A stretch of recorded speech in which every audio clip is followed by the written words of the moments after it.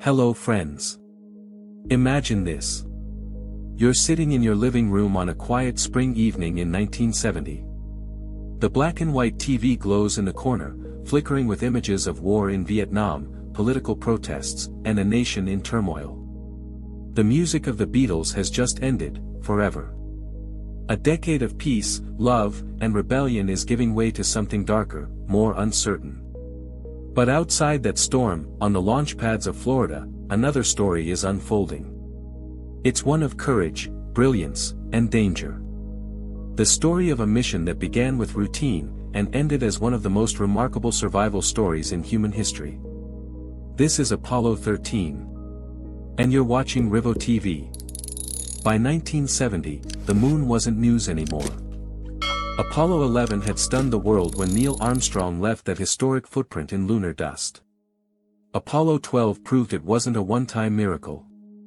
And now, Apollo 13 was gearing up, ready to fly. For NASA, it was supposed to be another milestone. For the public, just another space trip. The networks didn't even bother broadcasting most of it. The world had moved on. But in the hearts of three men, this was no routine job. Commander Jim Lovell, a veteran astronaut with ice in his veins. Command Module Pilot Jack Swigert, a sharp pilot thrust into the crew at the last minute. And Lunar Module Pilot Fred Haise, tough and determined, ready to carve his own footsteps in lunar dust. Together, these men strapped themselves into the very tip of a giant, rumbling tower of steel and fire, the mighty Saturn V rocket. April 11, 1970. Cape Kennedy. The rocket stood taller than a 30-story building, trembling with power. Crowds gathered to watch, though far fewer than the year before. The countdown echoed over loudspeakers. Engines ignited with a roar that shook the earth. The Saturn V rose slowly, majestically, its tail a fiery sun. For the astronauts inside, the vibration rattled their bones, pressed them into their seats, and hurled them higher, faster, until the blue sky gave way to black. The launch was perfect. Stage by stage, the rocket did its job, until the crew was weightless, floating in the silence of space. Beneath them, Earth curved, blue and fragile. Ahead, the moon waited. The mission seemed flawless. For 2 days, everything went smooth.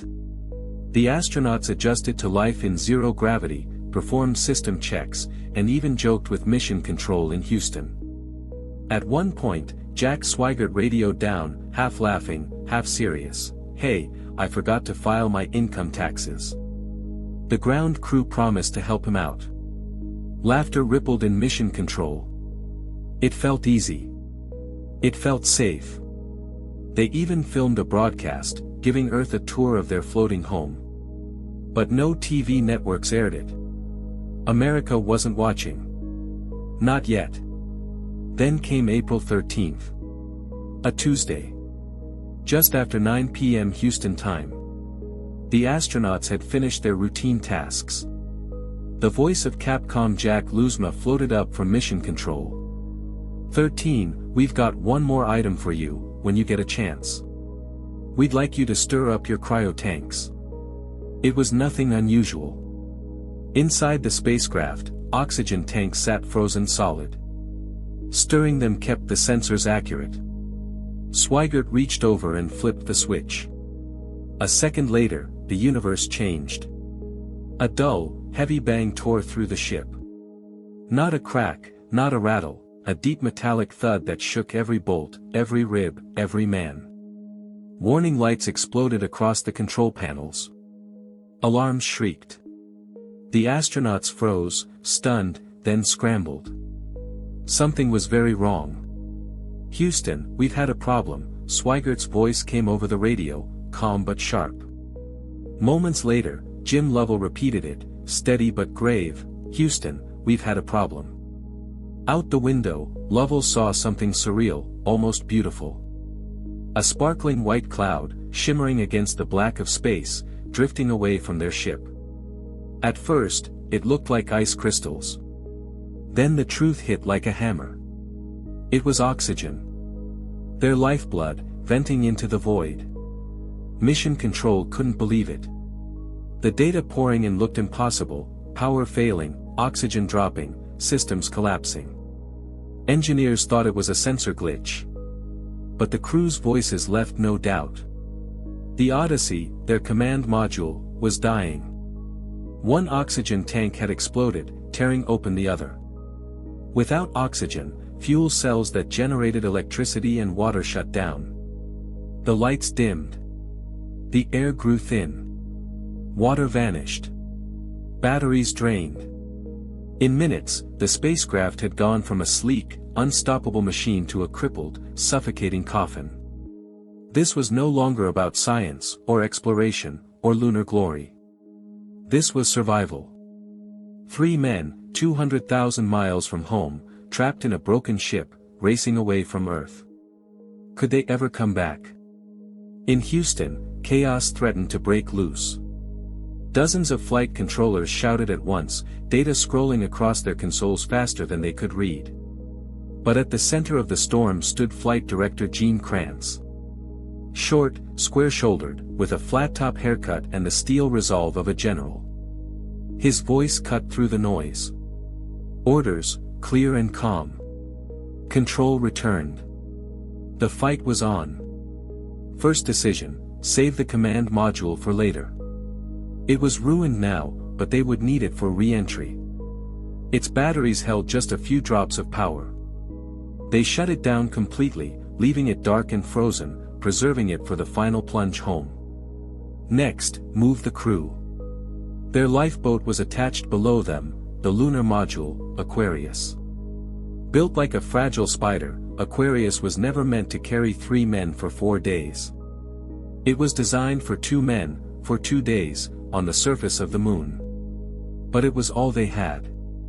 Lovell, Swigert, and Haise floated into Aquarius, sealing themselves in. Its systems hummed to life. For now, they could breathe. For now, they were alive. But alive didn't mean safe. The explosion had knocked them off course. They had to fire Aquarius's descent engine to correct their path and swing around the moon. A single mistake could send them into deep space, never to return. With nerves of steel, they lit the engine. The burn was perfect. Their ship was battered, but still on track for a slingshot around the moon.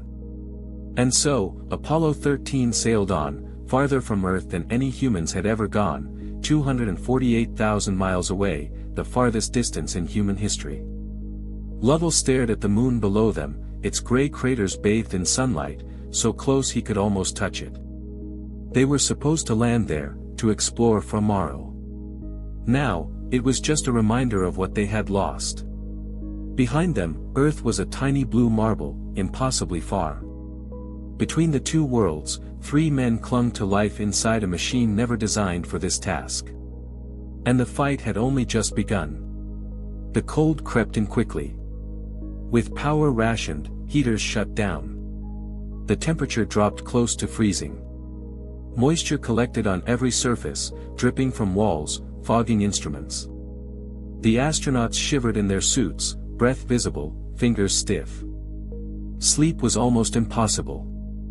Fred Haise developed a fever and an infection, his body weakening with each passing hour. Water became their next enemy. Fuel cells in the command module had died, cutting off their normal supply. The only reserves left were in Aquarius, and they were dangerously low. NASA rationed the crew to a few ounces each per day. Sips, not gulps. Their throats burned with thirst, their lips cracked. Dehydration gnawed at their strength. And then the air itself turned against them. Aquarius's system used lithium hydroxide canisters to scrub carbon dioxide from the air. But it had only been built for 2 men for 2 days. 3 men for 4 days was too much. The CO2 levels began to climb. Headaches, dizziness, confusion, signs of poisoning. If nothing changed, they would suffocate in their own breath. Back in Houston, engineers faced an impossible puzzle. The command module had spare canisters, but they were square. The lunar module system used round ones. Square pegs, round holes. No adapter existed. So the ground team invented one. Using only what the astronauts had on board, plastic bags, cardboard, socks, duct tape. They built a jury-rigged device on the ground, tested it, then read up the instructions to space. In Aquarius, the crew tore apart manuals, cut hoses, taped parts together, and built the most important contraption of their lives. It looked ridiculous. It worked perfectly. The CO2 levels dropped. They could breathe again. But the journey was only half over. Ahead lay the most dangerous test of all. Could they bring a dead command module back to life in time to survive re-entry? The crew of Apollo 13 floated in the fragile confines of Aquarius, exhausted, cold, and depleted. Their breaths came in shallow puffs, misting in the near-freezing cabin. Every move required effort. Every check, every switch, every minor adjustment carried the weight of life or death. Outside, the vast emptiness of space offered no comfort, no guidance. Just the black, indifferent void. Mission Control remained a lighthouse in this cosmic storm. Flight Director Gene Kranz and his team worked with methodical precision, turning fear into calculation. Every calculation mattered. Every instruction could be the difference between life and the vacuum of space. They monitored telemetry, guided course corrections, and orchestrated improvised solutions to problems no one had ever faced before. Time lost all meaning for the crew. The hours stretched, punctuated by small, tense bursts of activity. Burns were executed to adjust trajectory. Communications were precise. The lunar module became a delicate balancing act, a lifeboat, an engine, and a home, all at once. Then came the critical moment, powering up Odyssey, the dead command module, for re-entry. For 4 days, it had been a cold, silent tomb. Its systems had lain dormant, frozen in the unforgiving void. Batteries barely held, and circuits risked failure at any moment. The astronauts knew the stakes: if the module failed to awaken, Earth would never see them again. One by one, they flipped switches, holding their breath. Lights flickered. Gauges whirred. Slowly, systems responded. Odyssey was alive. It blinked and hummed as if waking from a long, deep sleep. The relief was palpable, but the danger was far from over. Sealing the hatch behind them, the crew jettisoned Aquarius, watching it drift away into space. Their temporary lifeboat, which had carried them through unimaginable trials, was now a memory. All that remained was the command module, tiny and alone, hurtling toward Earth at over 25,000 miles per hour. The atmosphere awaited. Entry meant friction, heat, and a fireball of plasma enveloping the capsule. Radio contact would be lost during this critical blackout period. Every second counted. In Mission Control, the clock became a metronome of fear and hope. 4 minutes. 5 minutes. Each tick of the second hand carried the weight of 3 human lives. Then, a faint crackle. "Okay, Joe," came Jack Swigert's voice through the static. They were alive. The fire of re-entry had not claimed them. Cheers erupted in Houston. Relief mingled with awe. Humanity had held its breath, and survived. Parachutes deployed perfectly, slowing the capsule as it approached the Pacific Ocean. The recovery ships were ready. Moments later, Apollo 13 touched the water. Rescue teams moved quickly. Jim Lovell, Jack Swigert, and Fred Haise emerged from the capsule, battered, exhausted, but alive. The entire world exhaled collectively. Humanity had witnessed an impossible journey, and 3 men had returned. Apollo 13 did not achieve its original mission objectives. It never landed on the moon. It never explored Mars. But in its failure lay a story of triumph unmatched in history. It was a testament to human ingenuity, calm under pressure, and the indomitable spirit of survival. Cardboard, duct tape, and plastic bags had become tools of life. Brilliance under duress had rewritten the playbook of space exploration. NASA investigated the cause. A damaged wire in an oxygen tank combined with a faulty thermostat had transformed a routine procedure into near catastrophe. Fixes were implemented, lessons learned. Apollo 14 and the following missions continued, proving that exploration is always accompanied by risk. Yet Apollo 13 changed more than technical protocols.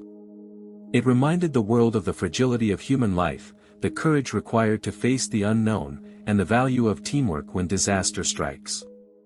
Public support for space exploration waned after this, and the last man walked on the moon in December 1972 during Apollo 17. Since then, no human has returned. And still, Apollo 13 endures in memory, not as a failure, but as a triumph of intellect, courage, and perseverance. It's about men who faced death in the cold void of space, and beat it. It's about engineers and astronauts, thousands of miles apart, connected by ingenuity and sheer willpower. It's about the unwavering belief that failure is not an option. As you watch this story unfold, remember, the triumph of Apollo 13 wasn't measured in footprints on the moon, but in the hearts, minds, and survival of those who refused to give up. 3 men returned to tell the story.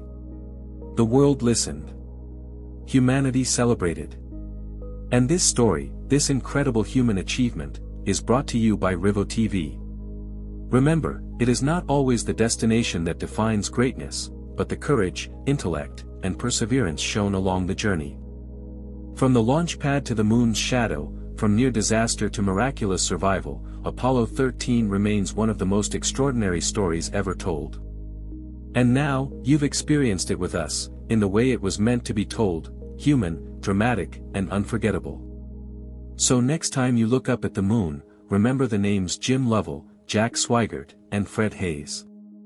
Remember the engineers in Houston. Remember the belief that no matter how dire the situation, intelligence, teamwork, and sheer will can overcome the most impossible odds. Apollo 13 was more than a mission. It was a testament to humanity's ability to confront the void and return. It was, and always will be, one of the greatest survival stories in history. Thank you for watching, and thank you for experiencing this incredible journey with RivoTV. Remember, the next great story is out there, waiting to be told, and we'll bring it to you.